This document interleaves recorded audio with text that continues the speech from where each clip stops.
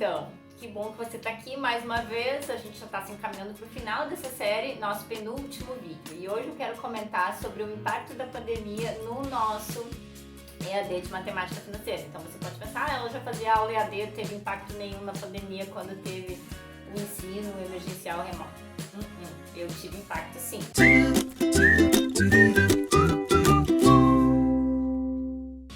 Como eu já comentei no vídeo anterior, as nossas avaliações da disciplina, até por um próprio regulamento da universidade, elas eram presenciais e isso era um sistema totalmente dominado, né?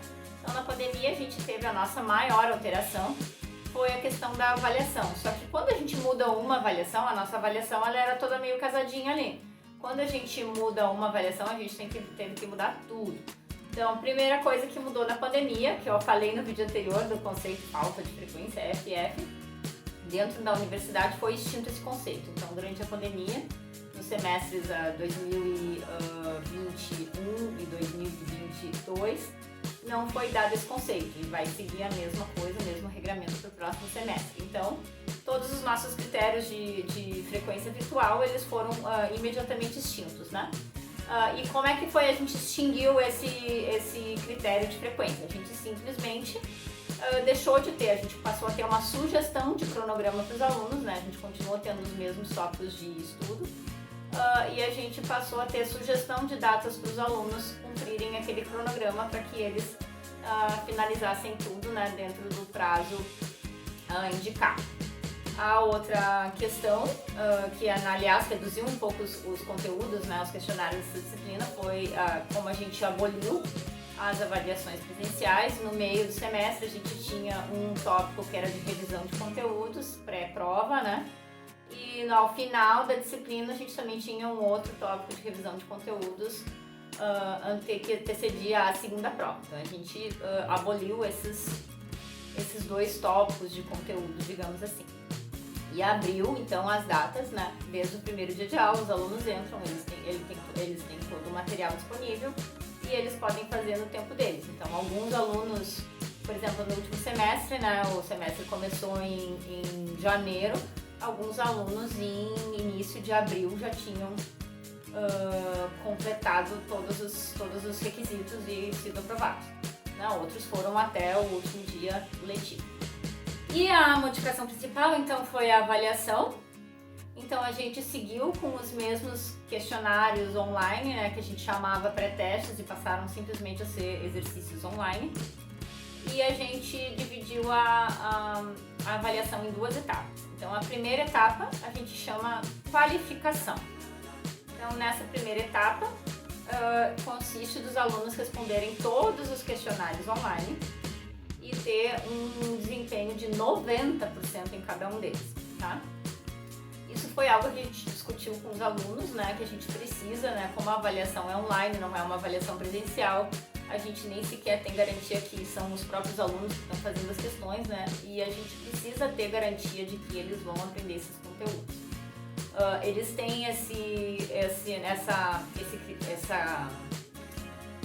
exigência, né, de obter os 90%, mas daí novamente eles têm acesso, eles têm ainda mais tempo para completar cada um dos questionários, né? O tempo é basicamente todo o semestre. Eles têm acesso aos nossos monitores que atendem por vários, atendem pelo WhatsApp, atendem pelo Moodle, 3 turnos todos os dias da semana, inclusive sábado e domingo. Tem acesso aos professores, enfim, eles têm todo tipo de acesso a atendimento possível, né? Inclusive com os próprios colegas, se eles precisarem. E a gente faz essa cobrança, então, de 90% de aproveitamento nesses questionários online. E isso a gente chama qualificação, que corresponde a, digamos, 5 pontos da disciplina, né?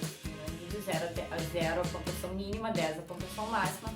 Essa qualificação corresponde a 5 pontos, o que não é suficiente para ser aprovado na disciplina, uma vez que a nota mínima para aprovação é 6. Então, no restante dos 5 pontos, a gente faz uma avaliação por vídeo.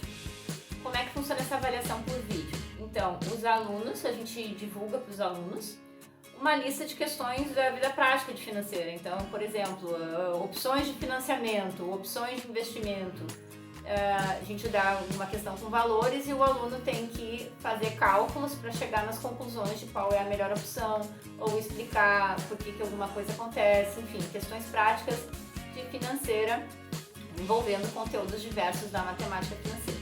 Então a gente dá essas questões, conforme a dificuldade das questões, eles ganham uma bonificação por dificuldade, então se é uma questão muito difícil, eles ganham uma bonificação por dificuldade, levando eles direto para um conceito A, conceito B, eles acertando a questão. E também ganham um benefício de tempo. Então, uma questão muito simples, a gente vai aceitar vídeos de até 5 minutos. Uma questão que é mais complexa, o tempo do vídeo pode ir até 10 minutos. E assim que a gente definiu a nossa avaliação online em matemática financeira EAD. Como foi? Eu, pessoalmente, eu estou muito satisfeita com a avaliação, porque uma das coisas que mais, que mais me deixava insatisfeita com matemática financeira EAD é eu não conhecer os alunos, sabe? Eram muitos alunos, eram poucos encontros presenciais, eu não chegava a conhecer meus alunos. Então, ter aquele videozinho deles, assim, de 5 minutinhos, que eu posso ver o rosto deles, posso ouvir a voz deles, posso ver os elementos de criatividade que eles colocam no vídeo, a forma que eles explicam as questões, isso satisfez essa minha necessidade de conhecer meus alunos. Eu sempre faço questão de dar um feedback para eles, às vezes converso com eles na plataforma, então isso eu gostei muito da avaliação por vídeo, por essa razão. O ponto contrário, né, que eu já comentei no vídeo anterior, é que avaliar por vídeo, os alunos por vídeo, para o professor, é muito mais complicado do que a gente fazer uma prova, como a gente fazia anteriormente, de marcar e tal. Por outro lado, eu percebo que os alunos aprendem bem mais fazendo vídeo, a gente consegue perceber falhas, né, no ensino ali, muito mais com o vídeo do que a gente percebia com as provas de marcar que a gente já vinha fazendo há anos. Boa parte dos alunos gostam da avaliação por vídeo, boa parte dos alunos nos respondem que preferem ser avaliado por vídeo e alguns preferem a avaliação usual de 2 provas presenciais. Eu devo ter esses dados, eu vou tentar achar esses dados e trazer para vocês aqui, para colocar na edição do vídeo. E, enfim, era isso, foi isso que o ERI trouxe de, né, o ensino remoto emergencial, trouxe de mudanças pra gente.